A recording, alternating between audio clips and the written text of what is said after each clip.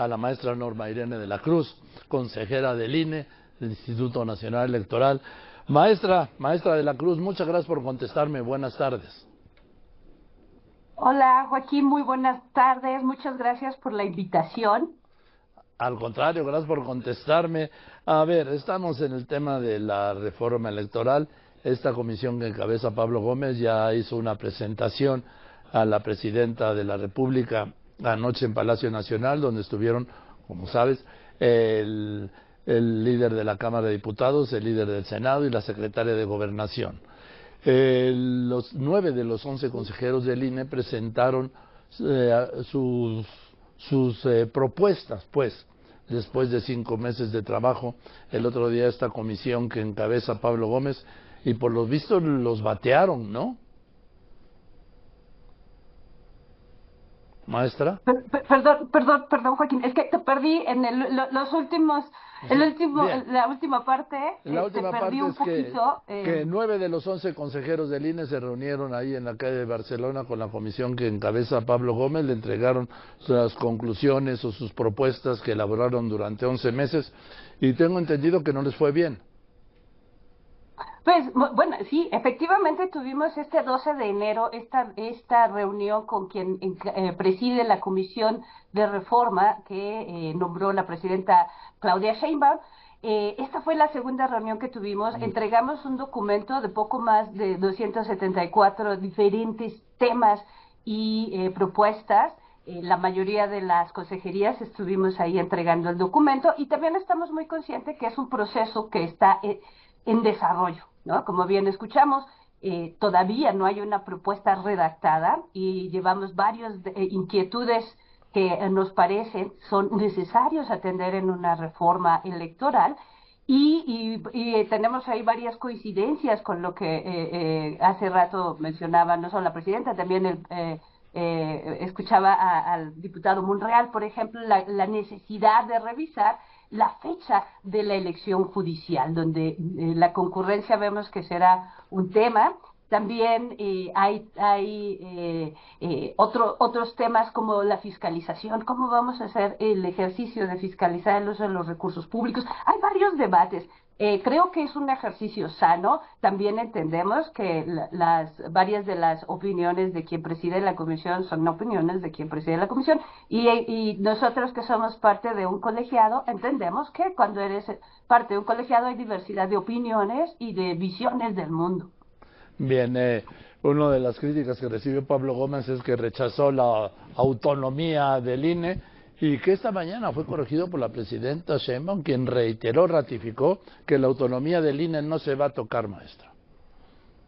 Sí, para nosotros escuchar, obviamente estamos muy pendientes de todo el debate, y esta idea creo que creo que el pronunciamiento de la presidenta, ¿no?, nos deja claro, y creo que para nosotros nunca ha estado en duda. Es necesaria no solo la autonomía y la independencia del organismo electoral, porque eso es lo que nos permite no solo la disputa pacífica por acceder a los puestos de representación al poder, sino también eso es lo que nos permite tener pacíficamente transiciones. Y otra cosa, que tampoco van a ser elegidos los consejeros del INE vía el voto, sino se va a mantener. Bueno, yo creo que esa desde el principio fue una de estas propuestas que nada más son propuestas que suenan descabelladas, y cuando piensas cómo lo vas a operar, bueno, te das cuenta que no se pueden llevar a la realidad.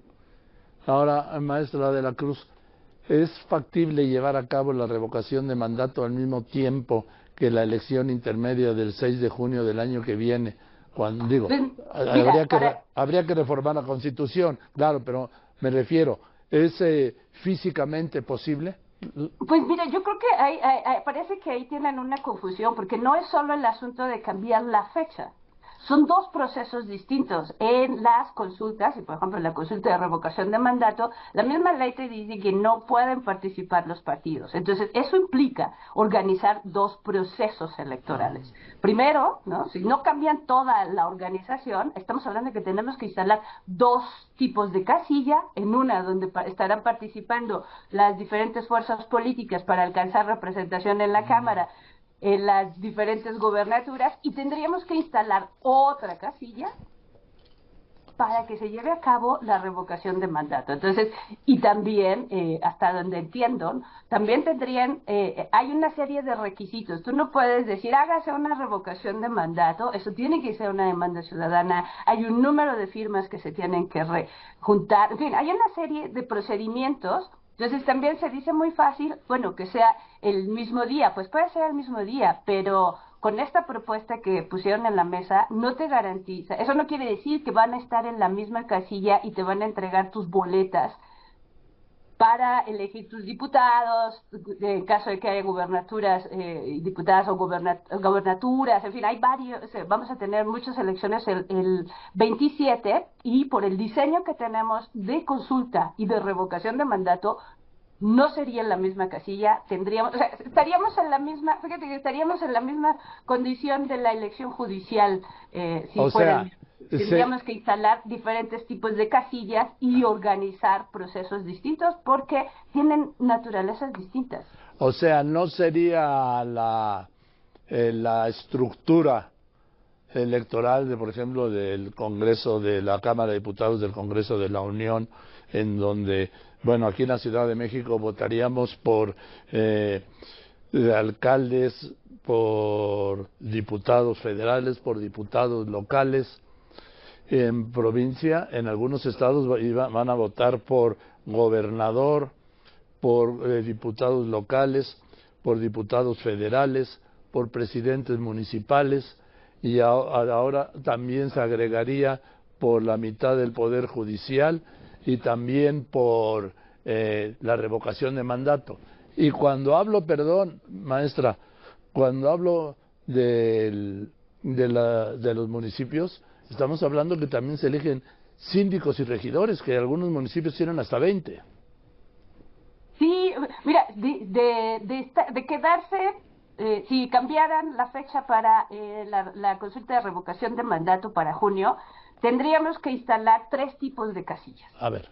Una casilla para todos estos cargos que ya describías muy bien, otra casilla para la elección judicial y otra casilla para la consulta de revocación de mandato.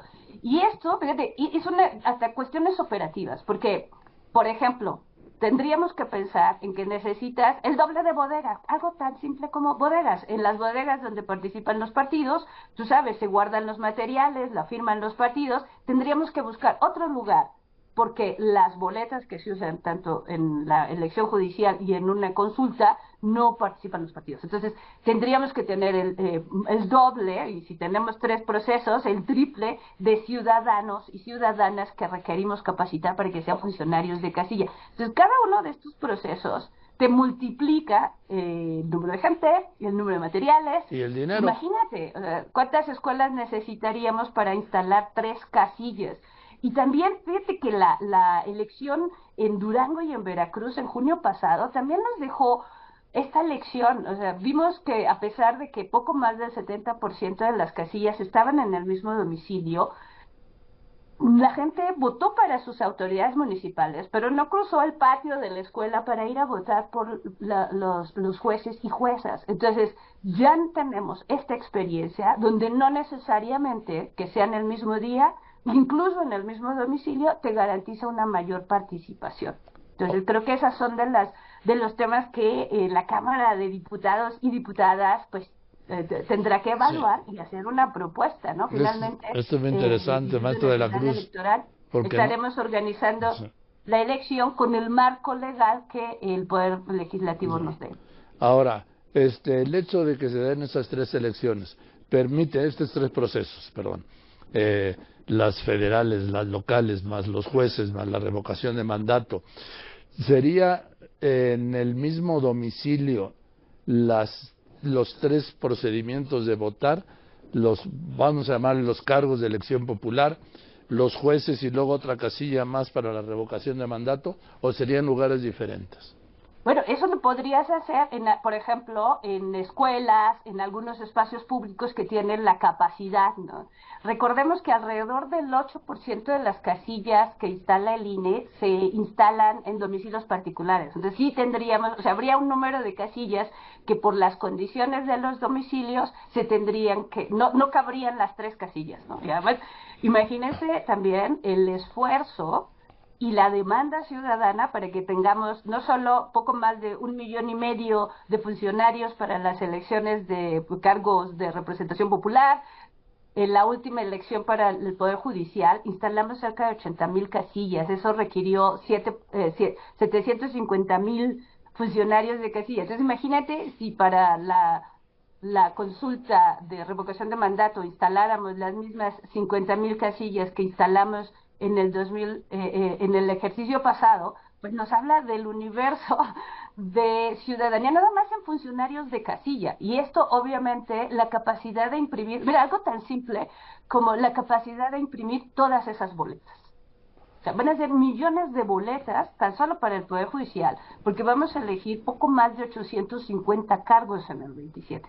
Entonces, el número de boletas, o sea, hay una serie de cuestiones operativas también, que no sé, por ejemplo, si Talleres de México y las empresas que imprimen materiales estén en condiciones de imprimirte materiales para 3 procesos electorales a tiempo. Además, dispara el costo. Por supuesto, o sea, imagínate, para hacer todos los mecanismos, cuando se termina la elección, tenemos mecanismos de recolección, o sea, mandamos coches para que hagan las rutas y vayan recogiendo los paquetes electorales. Tendríamos que organizar 3 rutas, contratar 3 más vehículos, o sea, todo esto se va multiplicando porque obviamente necesitamos garantizar todos los procesos y cada uno de los pasos que garantiza la integridad de la elección o de las consultas populares o que tenemos que estar organizando. Entonces, obviamente, todo esto te va a elevar los costos. Así es. Por eso hablamos, por ejemplo, para la elección judicial, si en lugar de votarla en junio, votáramos en octubre, no es lo mismo que de los funcionarios y funcionarias que estuvieron en junio, de ahí sacamos la mitad de ellos irían hacia el poder, la elección del poder judicial, en fin, todo eso, y además ya vienes en una dinámica hasta de saber exactamente qué necesitas. Y lo hacemos todo al mismo tiempo, y además al mismo tiempo donde, por ejemplo, los partidos en todo el país estarán en campaña, o sea, la demanda de materiales, de vehículos, todo se incrementaría, habría una mayor demanda, menos oferta, y eso incrementaría el costo de los procesos electorales. En fin, pues maestra de la Cruz, te aprecio mucho que me hayas contestado y con estos aspectos que además yo creo que nadie tiene claros y qué bueno que los has puesto así, en claro. Te mando un saludo. Muchísimas gracias, Joaquín, un gusto y estamos a la orden para seguir platicando sobre este proceso. Muchas sí, claro, gracias, lo haremos. La maestra Norma Irene de la Cruz, consejera del INE. Continuamos.